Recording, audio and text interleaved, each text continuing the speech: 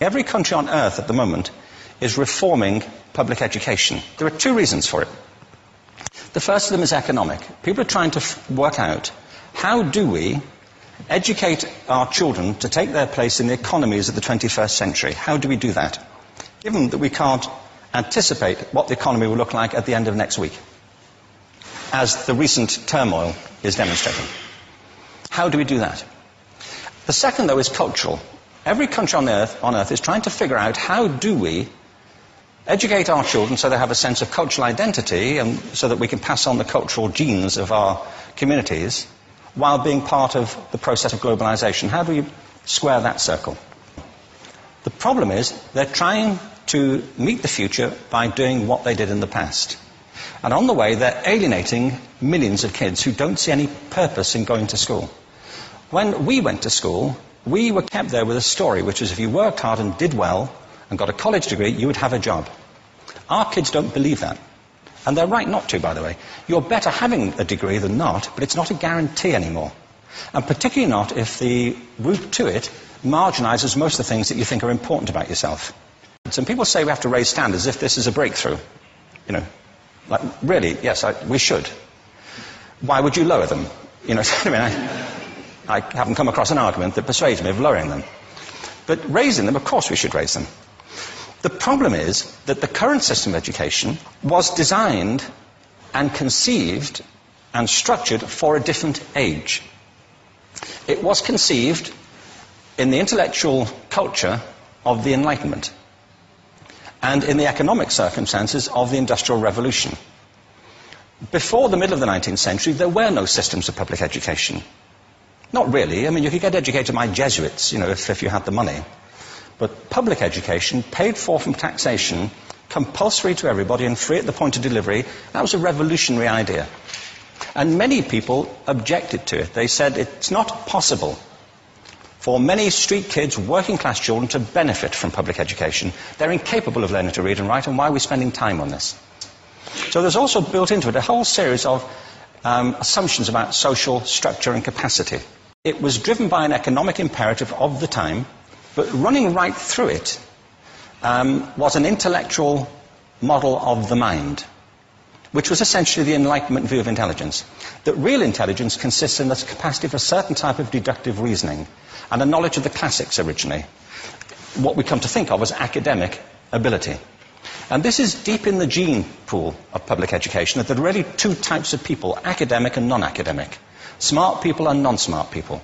And the consequence of that is that many brilliant people think they're not, because they've been judged against this particular view of the mind. So we have twin pillars, economic and intellectual. And my view is that this model has caused chaos in many people's lives. It's been great for some. There have been people who have benefited wonderfully from it. But most people have not. Instead, they suffer this. This is the modern epidemic, and it's as misplaced and it's as fictitious. This is the plague of ADHD.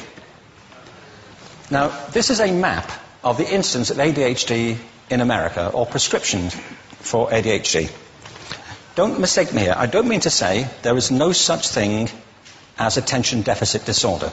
I'm not qualified to say if there is such a thing. I know that a great majority of psychologists and paediatricians think there is such a thing. But it's still a matter of debate. What I do know for a fact is it's not an epidemic. These kids are being medicated as routinely as we had our tonsils taken out. And on the same whimsical basis, and for the same reason, medical fashion. Our children are living in the most intensely stimulating period in the history of the earth.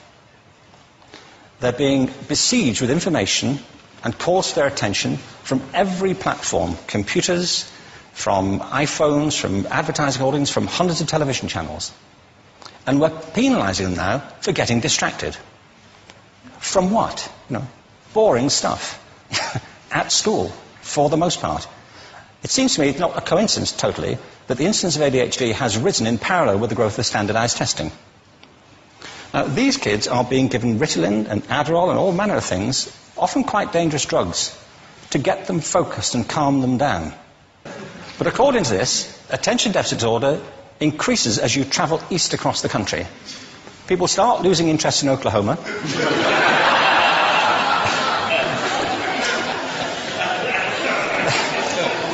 They can hardly think straight in Arkansas.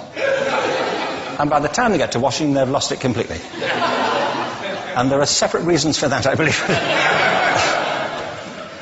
It's a fictitious epidemic. If you think of it, the arts, and I don't say this exclusively of the arts, I think it's also true of science and of maths, but I say about the arts particularly because they are the victims of this mentality currently, particularly. The arts especially address the idea of aesthetic experience. An aesthetic experience is one in which your senses are operating at their peak, when you're present in the current moment, when you're resonating with the excitement of this thing that you're experiencing, when you are fully alive. An anesthetic is when you shut your senses off and deaden yourself to what's happening. And a lot of these drugs are that. We're getting our children through education by anesthetizing them. And I think we should be doing the exact opposite. We shouldn't be putting them asleep. We should be waking them up to what they have inside of themselves. But the model we have is this. I believe we have a system of education that is modeled on the interests of industrialism and in the image of it. I'll give you a couple of examples. Schools are still pretty much organized on factory lines, ringing bells, separate facilities, specialized into separate subjects. We still educate children by batches. We put them through the system by age group. Why do we do that? Why is there this assumption that the most important thing kids have in common is how old they are? It's like the most important thing about them is their date of manufacture. You know what I mean? Well, I know kids who are much better than other kids at the same age in different disciplines, or at different times of the day, or better in smaller groups than in large groups, or sometimes they want to be on their own. If you're interested in the model of learning, you don't start from this production line mentality. It's essentially about conformity, and increasingly it's about that as you look at the growth of standardized testing and standardized curricula. And it's about standardization. I believe we've got to go in the exact opposite direction. That's what I mean about changing the paradigm. There was a great study done recently of divergent thinking. Published a couple of years ago. Divergent thinking isn't the same thing as creativity. I define creativity as the process of having original ideas that have value. Divergent thinking isn't a synonym, but it's an essential capacity for creativity. It's the ability to see lots of possible answers to a question, lots of possible ways of interpreting a question, to think what Edward de Bono would probably call laterally, to think not just in linear or convergent ways, to see multiple answers, not one. So, there are tests for this. One kind of cod example would be, people might be asked to say, how many uses can you think of for a paperclip? All those routine questions. Most people might come up with 10 or 15. People who are good at this might come up with 200. And they do that by saying, well, could the paperclip be 200 foot tall and be made out of foam rubber? Does it have to be a paperclip as we know it, Jim? Now, they tested this, and they gave them to 1,500 people. This is in a book called Breakpoint and Beyond. And on the protocol of the test, if you scored above a certain level, you'd be considered to be a genius at divergent thinking. Okay? So my question to you is, what percentage of the people tested, of the 1,500, scored at genius level for divergent thinking? Now, you need to know one more thing about them. These were kindergarten children. So what do you think? What percentage at genius level? 80. 80, okay. 98%. Now, the thing about this was it was a longitudinal study.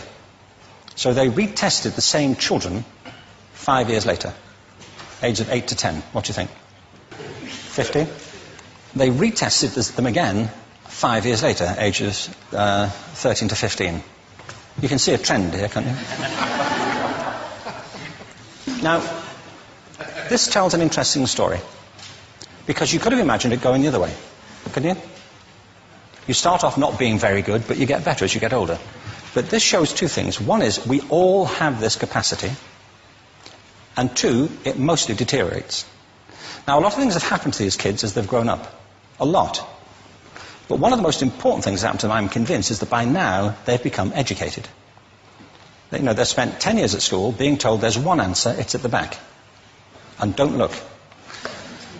And don't copy, because that's cheating. I mean, outside schools, that's called collaboration, but inside schools. Now, this isn't because teachers want it this way, it's just because it happens that way. It's because it's in the gene pool of education. We have to think differently about human capacity. We have to get over this old conception of academic, non-academic, abstract, theoretical, vocational, and see it for what it is, a myth. Secondly, we have to recognize that most great learning happens in groups, that collaboration is the stuff of growth. If we atomize people and separate them and judge them separately, we form a kind of disjunction between them and their natural learning environment.